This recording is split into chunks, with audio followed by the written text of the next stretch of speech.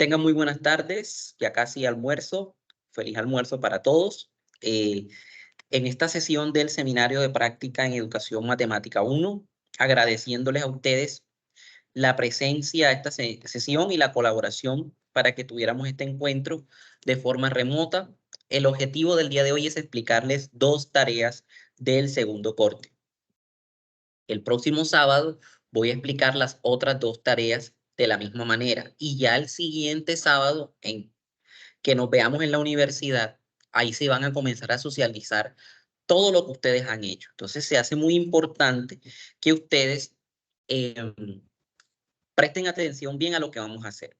Entonces les voy a compartir mi pantalla y si usted llega a tener alguna pregunta, me la hace al final, ¿ok? Entonces, primero escúchame a mí y luego me haces todas las preguntas que tengas. No sé si ves mi pantalla. Sí. ¿Tú me ibas a decir algo, Sara? Ay, yo iba a preguntarte cómo quedaban las notas del primer corte. Ah, ok, las notas del primer corte yo las estaré subiendo completitas, porque ya subí dos, las estaré subiendo completitas después del 7 de abril, o sea, después de mañana, que es la fecha máxima de la última tarea que ustedes van a hacer. Ya, entonces, ya Las máximo la notas otra del primer semana corte comienza. serían las ¿Cómo? tres.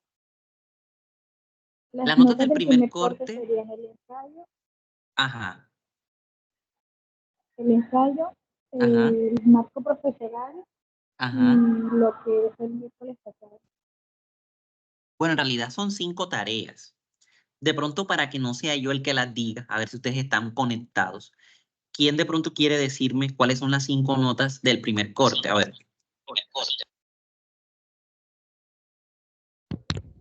Profe, pues yo tenía entendido que el ensayo, lo del marco profesoral, lo de un video y relacionarlo con lo del marco profesoral. La cuarta actividad era subir el OVA, o sea, el objeto virtual de aprendizaje. Virtual. Y la última tarea que es el mapa conceptual que tenemos que subir más tardar mañana. Eso, muy bien. Así como acaba de decirnos el compañero José Armando. No sé si Sara tiene de pronto alguna dificultad con alguna de estas tareas. Si no las has entregado, te puedes comunicar conmigo por interno. Aún no he subido la nota, entonces se te puede de pronto ayudar a que la subas. Ok, listo, profe, gracias. Ok, entonces, bueno, miren, la primera tarea es esta. Esto ya estoy hablando de segundo corte. Vamos aquí a compartir pantalla. Mira lo que dice la actividad 1, segundo corte. Ya estamos en segundo corte. Dice de la siguiente manera.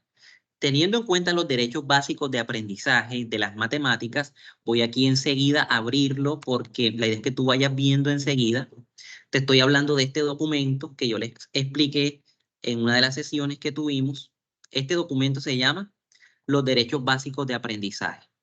Está diseñado para todas las áreas de la educación que se enseñan en la educación. Están para lenguaje, para sociales, para naturales, obviamente también están para matemáticas. ¿Y esto qué indica? Indica todo aquello que de una u otra manera debe saber un estudiante cuando termine determinado grado escolar. Entonces, estos derechos básicos de aprendizaje están para todos los grados. Mira, están para primero, ya te los voy a mostrar. Están para primero, grado primero, están para segundo. O sea, de primero a 11 grados, cada uno tiene sus derechos básicos de aprendizaje que marcan todo lo que tiene que saber un estudiante, ¿verdad? Para poder ser promovido a otro grado, ¿sí? Por ejemplo, derechos básicos del grado segundo. Aquí aparece un derecho básico, que es este que está aquí. Vamos a leerlo. Dice, interpreta, propone y resuelve problemas aditivos de composición, transformación y relación que involucren la cantidad en una colección, la medida de magnitudes, longitud, peso, capacidad y duración de eventos y problemas multiplicativos sencillos. Esto es algo que ese estudiante en el grado segundo, de una u otra forma, tiene que lograr desarrollar. Y así sucesivamente tú puedes encontrarlo para todos los grados. Es un documento muy chévere porque prácticamente te sirve a ti de guía, a ti como profesor, para poder, por así decirlo, identificar qué aspectos debes tú profundizar más en tus estudiantes cuando estés enseñando matemáticas en determinado grado. Entonces, teniendo en cuenta ese documento, mira lo que tú vas a hacer.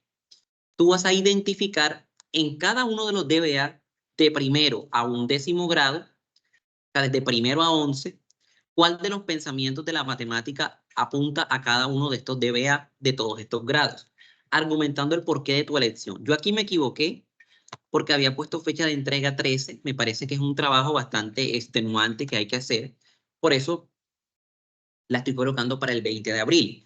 En concreto, ¿qué tienes que hacer? Tú tienes que irte al documento de los DBA.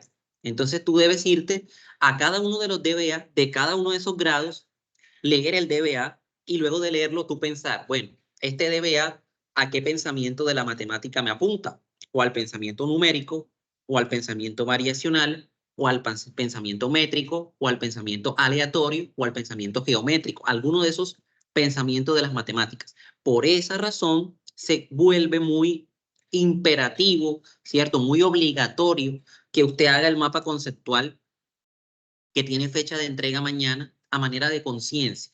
¿Por qué? Porque el mapa conceptual es sobre los pensamientos de las matemáticas. Si bien es cierto que ustedes lo que han aprendido a lo largo de su formación durante todos estos años que han estado estudiando la licenciatura en matemáticas, seguramente pueden identificar temáticas que apunten al pensamiento numérico o que apunten al pensamiento aleatorio o que apunten al pensamiento espacial, en fin, pueden apuntar a cualquiera de esos pensamientos. Sin embargo, no está de más leer a qué hace referencia pensamiento numérico, a qué hace referencia pensamiento aleatorio, a qué hace referencia pensamiento espacial, a qué hace referencia pensamiento variacional. Entonces es un trabajo bastante arduo en los mismos grupos de trabajo, en los mismos grupos de 4, ¿cierto? De 3 o 4 integrantes, no recuerdo muy bien. Tú vas a tomar el documento de DBA, vas a leer el DBA y vas a colocar al lado de ese DBA a qué pensamiento de la matemática apunta. Y aparte yo te coloqué aquí un argumenta el porqué de tu elección, o sea, argumenta por qué para ti corresponde a ese pensamiento de la matemática. Es un trabajo muy teórico, como pueden darse cuenta, lo estoy colocando hasta el 20 de abril, es decir, no es para el próximo sábado, es para el que viene más arriba, que es 20 de abril. Por lo tanto, espero que por el tiempo que les estoy colocando para que realicen esa actividad, realmente es un espacio que sea de reflexión para ti mismo como maestro en formación inicial y decir, bueno, estos son los DBA de los grados que existen en niveles de escolaridad en las escuelas, de primero a 11. Bueno, cada grado tiene en promedio de 10 DBA, ¿cierto? Y como tú sabes que va de primero a 11, son 11 grados. Y si tú multiplicas 11 por 10, ¿cuánto te da? Te da 110 más o menos. Entonces, más o menos 110 DBA que hay que leer. Pareciera una tarea muy sencilla, pero tiene su parte de complejidad, más allá de que sea algo extenso, en el sentido de que es saber diferenciar un pensamiento de otro. Fíjense que la vez que tuvimos clases, nosotros, cuando tuvimos clases la última vez, yo les hice preguntas y ustedes solían confundir varios pensamientos de las matemáticas. Entonces, eso lo hace muy interesante y muy bacano de hacer. No sé si alguien tiene alguna pregunta de esto.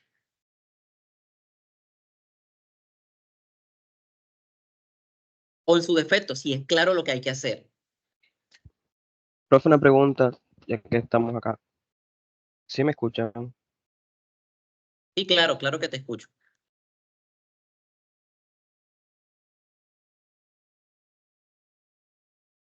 Adelante, John. DBA, por ejemplo, el primer DBA, déjeme miro. Por ejemplo, en el grado tercero, el 11º DBA dice, plantea y resuelve preguntas sobre ta. Ponemos el pensamiento y al lado ponemos a qué el DBA y al lado ponemos qué pensamiento pertenece y ya, o tenemos que escribir algún porqué o alguna cosa así. Exacto, es lo que yo estaba diciendo. Tú colocas el DBA, sí. Al lado colocas el pensamiento al que apunta. Y al lado vas a colocar, desde tu punto de vista, como maestro en formación inicial, por qué consideras tú que pertenece o que está alineado a ese pensamiento. O sea, quiero escudriñar en la mente de ustedes ¿Qué están entendiendo ustedes por pensamiento numérico, por pensamiento aleatorio, por pensamiento espacial, por pensamiento variacional? O sea, el reto de la tarea es eso. Que tú mismo identifiques por qué para ti, desde tu punto de vista, ese DBA está alineado a ese pensamiento. Prácticamente es eso. Aquí, muchachos, créanme que aplican mucho esto del trabajo colaborativo. Por eso las tareas son grupales. ¿Por qué? Porque son muchos grados. Aquí pueden hacer la tarea en grupos de 4. Esta tarea pueden hacerla en grupos de 4. Si son 11 grados y son en grupos de 4, tú puedes decir, por ejemplo, cada estudiante va a tomar 3 grados. Primero, segundo, tercero, otro toma cuarto, quinto, sexto, otro toma séptimo, octavo, noveno y otro toma 10 y 11, por ponerte un ejemplo. Y no es que ahora solamente vayan a hacer cada estudiante el grado que le asignó, se le asignó en el grupo. No es que no vas a meter la mano en las demás, pero obviamente tú te vas a enfocar en unos grados y ya cuando cada estudiante haga algo, pues obviamente conectan todo lo que han hecho, hacen las respectivas revisiones y así la tarea es mucho más fluida. Como les digo, parece una tarea sencilla porque simplemente es leer. Una lectura tú la puedes hacer en, qué sé yo, en, no sé, media hora. Tú lees los DBA de un grado. Es más, en 15 minutos, 10 minutos. Tú dices, voy a leer los DBA de tercero. Nada más leerlos, los lees. Los lees como que en 5 minutos, 10 minutos. Ya después viene el proceso, ¿verdad? De revisar si ese DBA, ¿verdad? Que tú acabas de leer apunta a, por ejemplo, el pensamiento numérico. ¿Cierto? Yo lo que quiero es, como les digo, mirar qué están entendiendo ustedes por cada uno de sus pensamientos. Eso hace interesante esta tarea. A ver, Laura.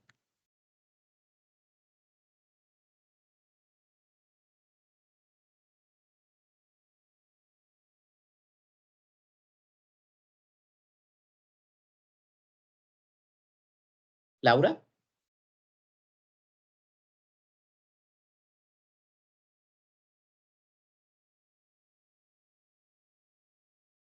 tienes el micrófono apagado, por eso no te logro escuchar.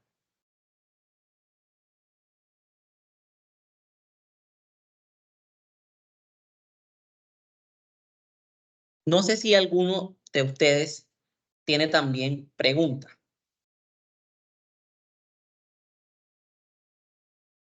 o si es claro lo que hay que hacer. Si es claro, chicos. Por ejemplo, ¿para cuándo es esta tarea? Para el 20 de abril. El 20 de abril. Ok. ¿Es claro lo que hay que hacer?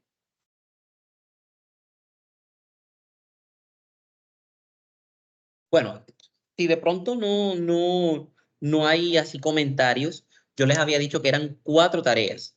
Hoy voy a explicar 2. Y el otro sábado voy a explicar las otras 2. ¿Cuándo vamos a comenzar nosotros a hacer las socializaciones? Las vamos a comenzar a hacer el 27 de abril. O sea, que usted va a tener tiempo suficiente para hacer unas tareas bien hechas. Entonces, la segunda tarea, vamos a ver si ustedes prestan atención. Yo la semana que tuvimos clase, la última vez antes de Semana Santa, eh, yo dije cuáles eran las 4 tareas. Esta es la primera. ¿Quién recuerda cuál es la segunda? Ya yo la mencioné, pero la idea es explicarla a más profundidad, claramente, y que quede grabada en el video para que cuando usted esté haciéndola, pues tengas una manera más de recordarla, ¿cierto? Más ahí al alcance. ¿Quién Ok. recuerda la segunda tarea cuál iba a ser? Profe, si no estoy mal, la planeación de una clase, o sea, nos va a explicar. Eso. Muy bien, José. José está súper conectado. Es la planeación de una clase. Bueno, aquí Laura me escribió, me pregunta, profe, ¿en qué tipo de documento se hace? Puede ser en presentación de Canva o PowerPoint. Esta tarea, Laura, y está muy bien tu pregunta porque no lo dije, la pueden hacer en documento de Word. Esta no voy a tener muy en cuenta eso de la forma en cómo lo presentan, si en Canva o PowerPoint. Si lo quieren hacer ahí, está bien. Pero me gustaría más que fuera en un documento de Word, en el cual aparezca el DBA, pero, perdón, primero el grado. Por ejemplo, primer grado. Los 10 DBA que salgan de primero. Y al lado de cada DBA, el pensamiento de la matemática al cual apunta.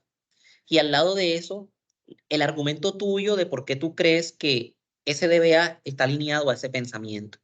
No sé si me hago entender.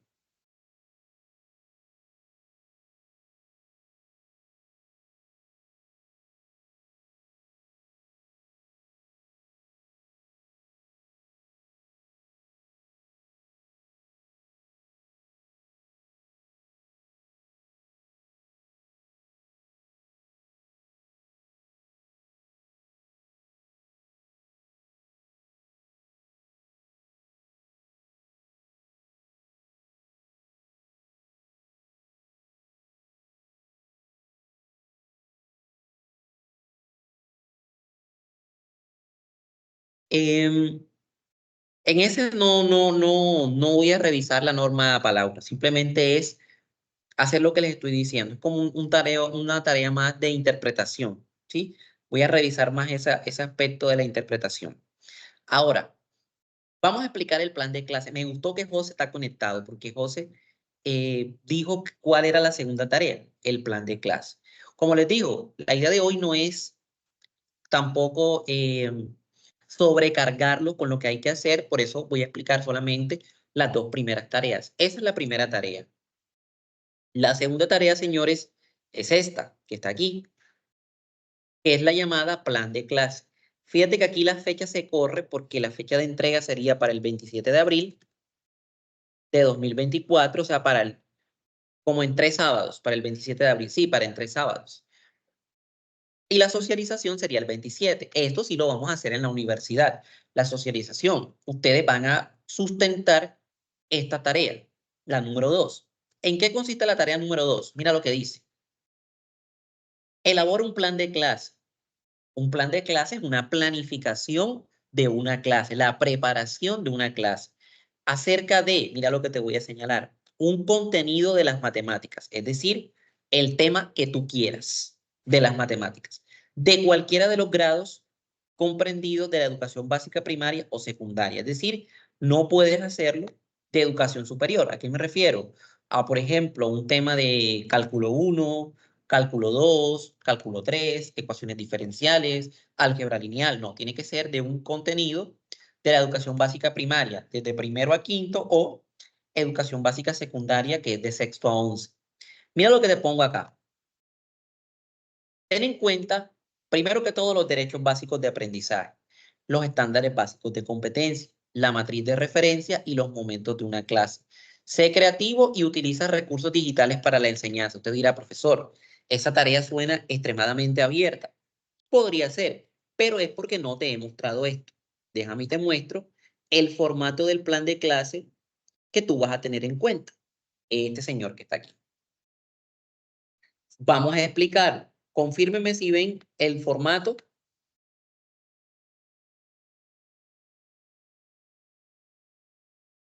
Sí, profe. Bueno, de una les adelanto, chicos. Este formato usted me lo va a mandar el 20, no, me lo tienes que entregar el 27 de abril.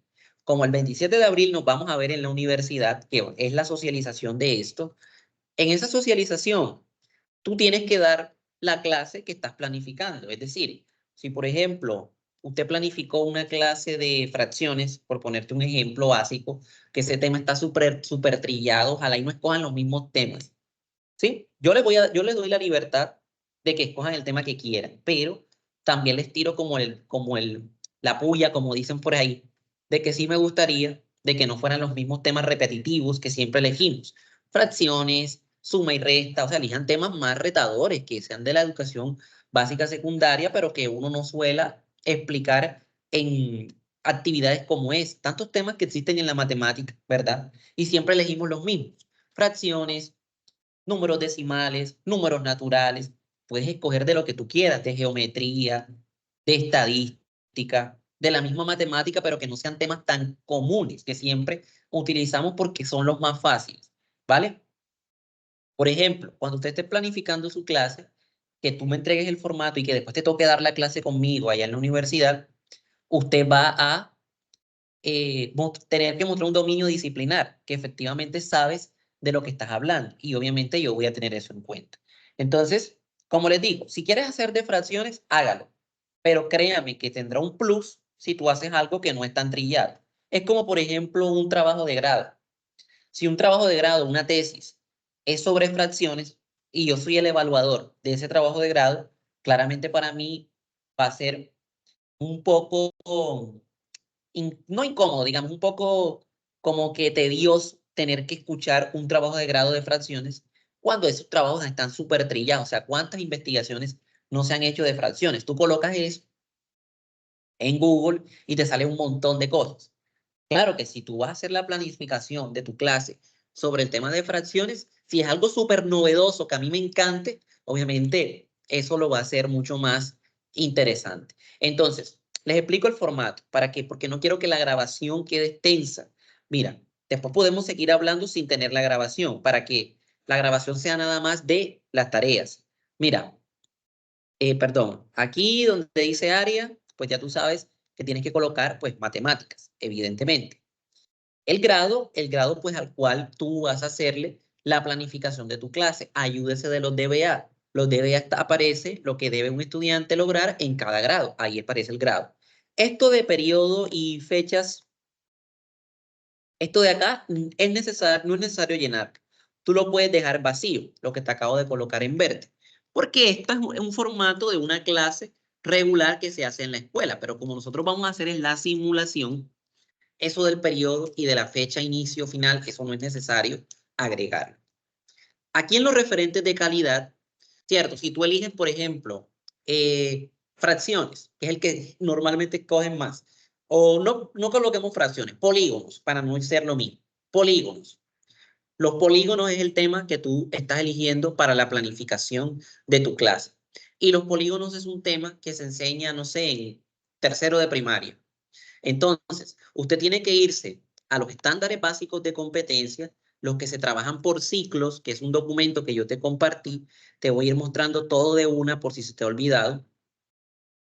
Este documento que se llama los estándares básicos de competencia, que están dados por ciclos. Mira, te voy a mostrar dónde es que está eso por ciclos. Te lo muestro. Está dado por ciclos en la página 46. Página 46, para que vayan anotando. Los estándares básicos de competencia en matemáticas. Eso está dado por ciclos. ¿Está dado por ciclos en qué sentido? En que muestra lo que un estudiante debe lograr en el ciclo de primero a tercero, de cuarto a quinto, de sexto a séptimo, de octavo a noveno y de 10 a 11 en cada uno de los pensamientos de las matemáticas. Mira, te voy a mostrar exactamente en qué página aparece eso y usted lo va anotando en su cuaderno aquí. Mira. Página 79 como tal, lo que deben mirar de este documento. Entonces aquí aparece de primero a tercero, ¿cierto? Al terminar tercer grado, ¿qué debe un estudiante lograr? ¿Verdad? Por ejemplo, del pensamiento numérico. Te aparece todo lo que el estudiante debe lograr en ese ciclo al terminar tercer grado. Obviamente está incluido lo de segundo y lo de primero. Del pensamiento espacial, también qué debe lograr el estudiante. Del pensamiento métrico, qué debe lograr el estudiante. Está por acá. Lo mismo del pensamiento aleatorio y del pensamiento variacional. Si tú elegiste, por ejemplo, un tema que se da en tercero, usted se tiene que ir al ciclo de los estándares de primero a tercero y mirar a cuál estándar apunta, por así decirlo. Por ejemplo, tomemos uno por acá, del pensamiento geométrico, que era el que yo estaba hablando. Les puse un ejemplo. Entonces tú buscas el tema que tú estás mencionando, a cuál de esos estándares de ese ciclo apunta. Por ejemplo, yo podría decir que es este. Realizo construcciones y diseños utilizando cuerpos y figuras geométricas tridimensionales y dibujos o figuras geométricas bidimensionales. Ese tema de los polígonos está incluido dentro de ese estándar porque los polígonos son figuras bidimensionales. El cuadrado, el triángulo, el trapecio, el rombo, ¿cierto? El paralelogramo. Entonces, ese tema que yo estoy eligiendo, que es el tema de polígonos, está incluido dentro del pensamiento espacial y sistemas geométricos y apunta a ese estándar. Claramente, entonces usted se va aquí a su planificación y escribe el estándar al cual apunta esa temática que tú estás eligiendo. Ese sería el referente de calidad de los estándares básicos de competencia. Lo mismo haces con los derechos básicos de aprendizaje. Te vas al documento de derechos básicos de aprendizaje. Si el tema que estás eligiendo es de tercer grado, estamos poniendo el ejemplo de tercer grado, entonces tú buscas del grado tercero ese tema que tú estás eligiendo, a cuál de los DBA apunta. claramente a cuál de los derechos básicos de aprendizaje apunta. Entonces, por ejemplo, busquemos aquí uno que tenga que ver con geometría. Este podría ser uno, pero vamos a ver si hay uno que es un poco más explícito. Este, mira, describe, representa formas bidimensionales y tridimensionales de acuerdo con las propiedades geométricas. Claramente, al hablarme de formas bidimensionales, están incluidos los polígonos porque los polígonos son figuras bidimensionales. Entonces, está apuntando a ese derecho básico de aprendizaje. Usted lo cita acá, su derecho básico de aprendizaje. Estos dos primeros ya yo los había explicado en clase. ¿Cuál no había explicado? Este último, señor, que se llama las metas de aprendizaje. Es un documento que debo compartirles también y que se los voy a mostrar aquí enseguida. Tú dirás, profesor, ¿qué es eso de las metas de aprendizaje? También es un documento, aquí está, también es un documento que fue diseñado por el Ministerio de Educación Nacional que se llama la matriz de referencia. Una meta de aprendizaje va asociada a una matriz de referencia. ¿Qué te dice la matriz de referencia? La matriz de referencia te dice todas esas habilidades o competencias que debe lograr un estudiante, ¿verdad? Cuando va a presentar cada una de las pruebas estandarizadas que propone el Ministerio de Educación Nacional. ¿Cuáles son esas pruebas estandarizadas? La prueba saber de tercero, la prueba saber de quinto y la prueba saber de 11º grado. Esas son las 3 pruebas saber que los estudiantes aplican. Ahora último no se están aplicando tanto las de tercero y quinto. Con esto del tema de la pandemia, esas pruebas quedaron como que en stand-by. Solamente se está aplicando la prueba de 11, pero este documento sigue siendo vigente porque en algún momento esas pruebas van a regresar. Entonces, ¿qué dice la matriz de referencia? Como te digo, todo lo que debe un estudiante desarrollar antes de la implementación de esa prueba saber de tercero. Todo lo que debe saber para poder presentar de una manera óptima la prueba de quinto y todo lo que debe saber un estudiante para poder presentar de manera óptima esa prueba de 11º grado. Entonces, tú vas acá, se ve un poquito pequeño porque así está diseñado el documento, y entonces acá te sale, mira, matriz de referencia de tercero grado, matemáticas. Y te aparece todo eso que el estudiante debe desarrollar, ¿verdad? Cuando va, antes de preparar esa prueba. Entonces te aparece para cada uno de los pensamientos. Mira, pensamiento aleatorio, te salen cuáles son esos aprendizajes y cuáles son esas evidencias. Lo mismo para el pensamiento espacial y métrico, lo mismo para el pensamiento aleatorio y así sucesivamente, de acuerdo a cada una de las competencias que existen en la matemática, que son la comunicación, el razonamiento, ¿cierto? La comunicación, el razonamiento, como competencias mismas de las matemáticas que se evalúan en esa prueba estandarizada. Los componentes son los pensamientos, el numérico, el aleatorio, el variacional. Las competencias son la comunicación, el razonamiento y la resolución de problemas. Entonces, por ejemplo, estábamos hablando del grado tercero y dijimos que elegimos el tema de polígonos. Vamos a mirar cómo polígonos hace parte del pensamiento geométrico, ¿cierto? El polígono hace parte del pensamiento geométrico. ¿Qué me aparece de ese pensamiento geométrico en torno a las pruebas saber? Aquí está el aleatorio, vamos a ver el variacional, aleatorio, estamos en tercer grado. Déjenme lo busco, tercer grado. Aparece el numérico variacional, ahí está, numérico variacional, vamos a buscar el geométrico, métrico, aleatorio, aleatorio, métrico. Aparece más como el métrico, no aparece el geométrico, porque ustedes saben también que no necesariamente en esa prueba saber se evalúan todo lo que el estudiante ve en el año, se eligen como que temas muy en particular. Por ejemplo, en esa prueba se evalúa mucho el tema del pensamiento aleatorio. Somos conscientes de que cuando aplicamos a nuestros estudiantes este tipo de pruebas, se aplica o se colocan muchas situaciones relacionadas con el pensamiento aleatorio y de la estadística. Pero la idea es esa, o sea, la idea es que tú, en el plan de clase que vas a hacer, el tema que tú elegiste, tú te vayas a esta matriz de referencia y busques qué tan importante, por ejemplo, es ese tema para las pruebas saber. De repente a ti te haga cambiar el tema que habías elegido inicialmente. Por eso estos referentes de calidad, usted los tiene que hacer de primero antes de planificar su clase. Porque tú puedes elegir un tema. Por ejemplo, eliges, no sé, qué sé yo, las expresiones algebraicas, que es un tema de 8º grado de álgebra.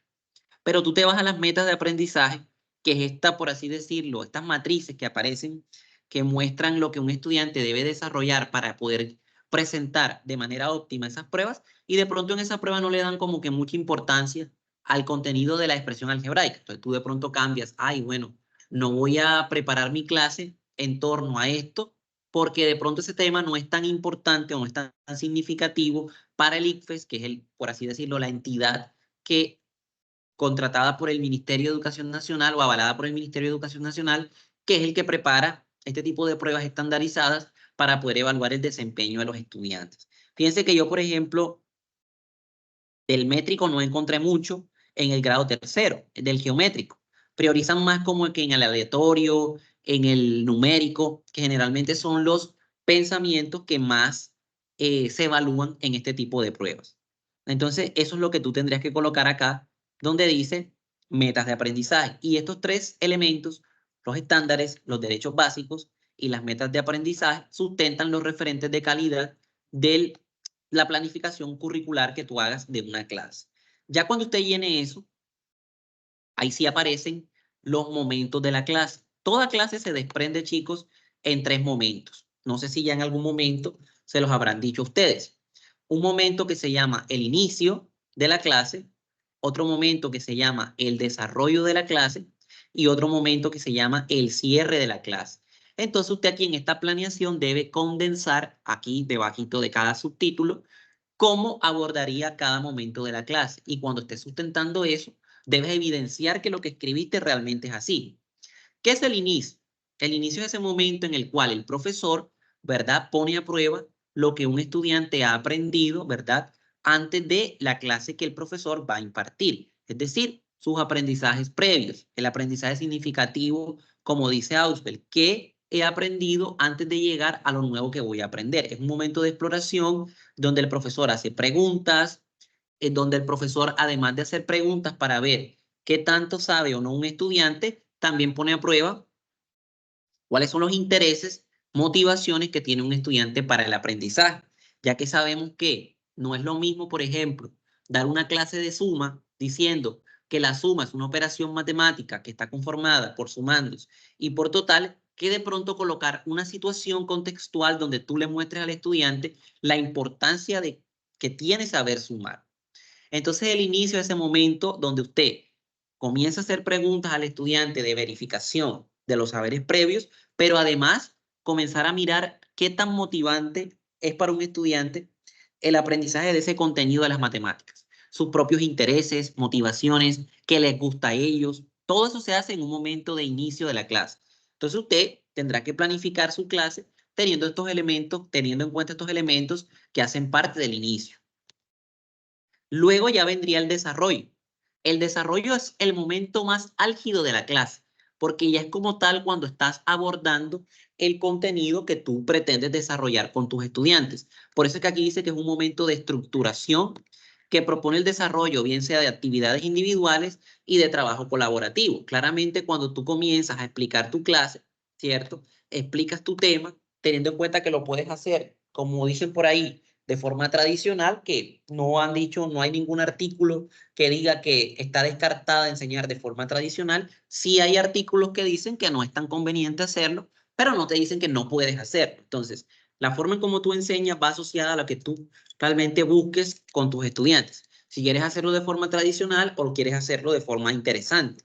Entonces, aquí en el desarrollo, más allá de que sea tradicional o no tradicional, se debe evidenciar actividades que fomenten al trabajo individual y al trabajo colaborativo entre los estudiantes, ya que esto ayuda a que ellos puedan asimilar cada uno de los contenidos que se están enseñando, que están propuestos a enseñarse teniendo en cuenta los referentes de calidad propuestos por el Ministerio de Educación Nacional. Aquí en el desarrollo, ustedes van a dejar por sentado la forma en cómo van a enseñar ese contenido de las matemáticas, las estrategias que van a utilizar, las actividades que van a colocar. Aquí aparece algo que De pronto para nosotros no nos corresponde porque estamos haciendo una asimilación de la clase.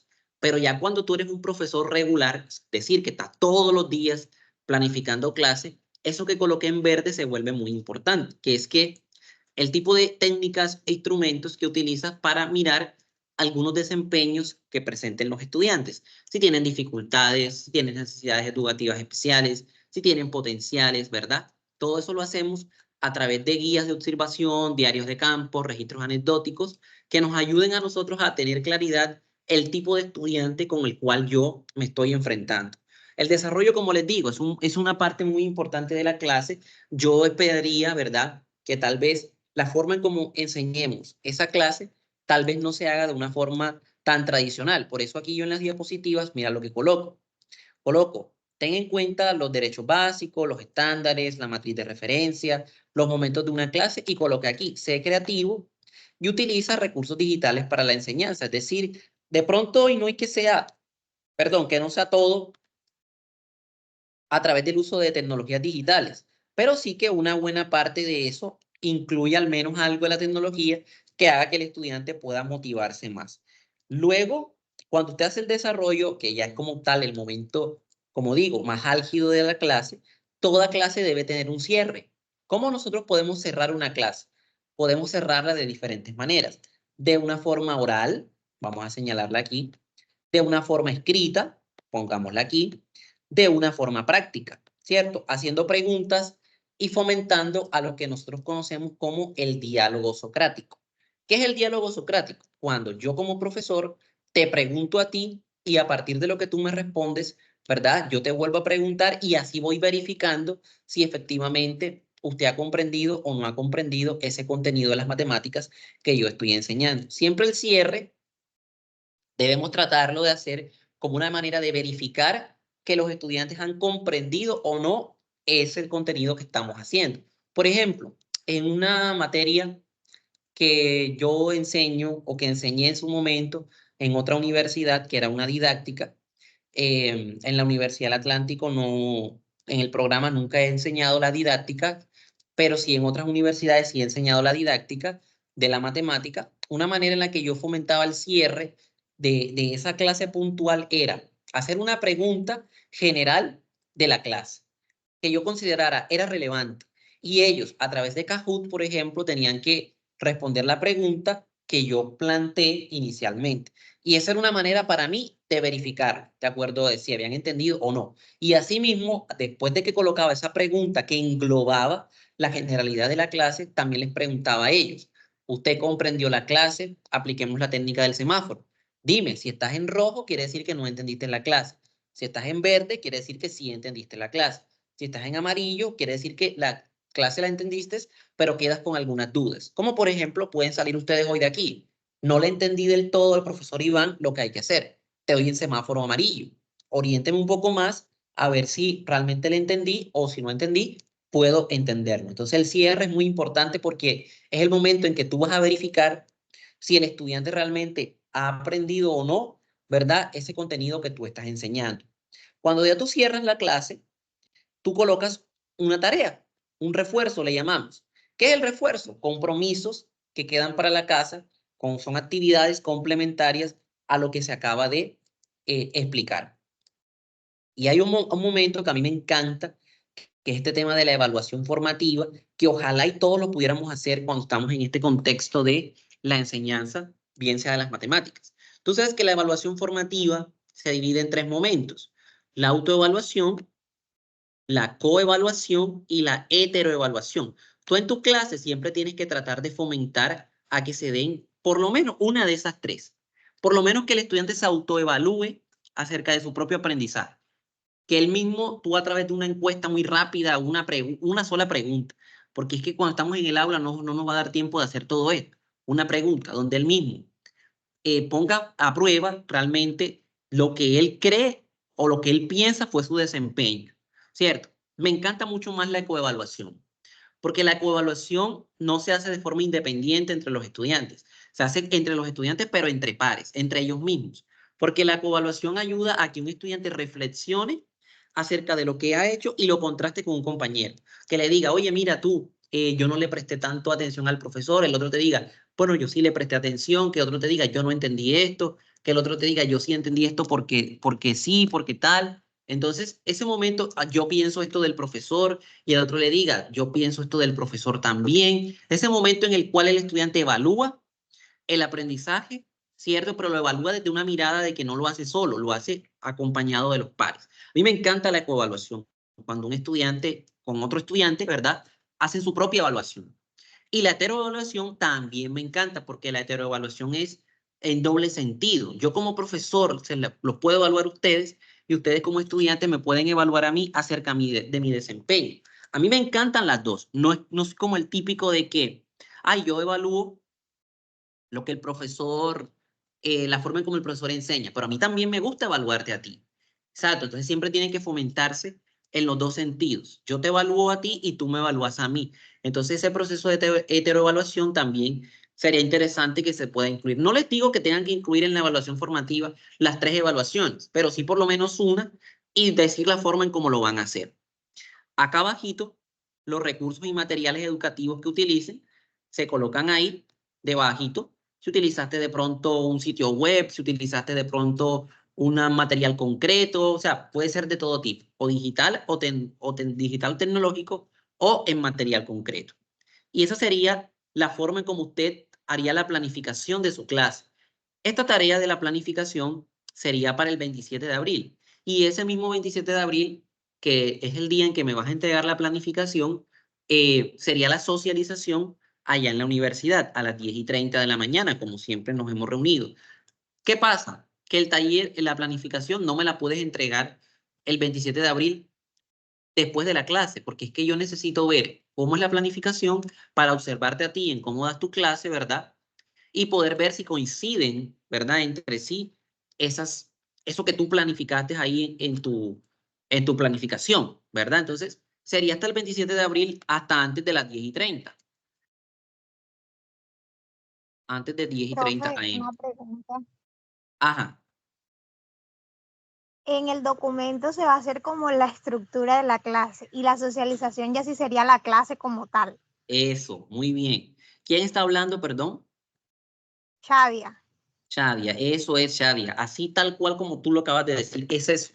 Tú planificas, porque tú sabes que cuando tú das una clase, tú la planificas. Y luego de que tú la planificas, tú eso que planificaste lo pones en acción, ¿verdad? En lo que estás haciendo, en tu práctica, en tu quehacer pedagógico. Obviamente nosotros tenemos que hacerlo así, estamos formándonos, ustedes se están formando como profesores en formación, son profesores en formación para ser en un futuro licenciados en matemática y es necesario ya ese fogueo, ¿verdad? Algunos son bendecidos en que dan la clase, en que ya dan clases porque trabajan, pero hay otros que no, entonces se hace fundamental ese aspecto. Regálenme un segundito que me está entrando una llamadita.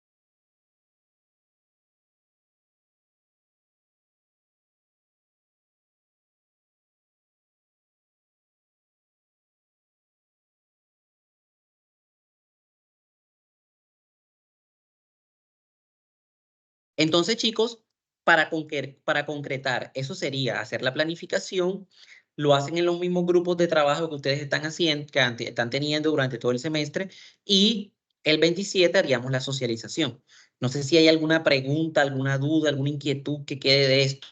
Voy a pausar la grabación para que no se extienda al momento en que lo estén revisando.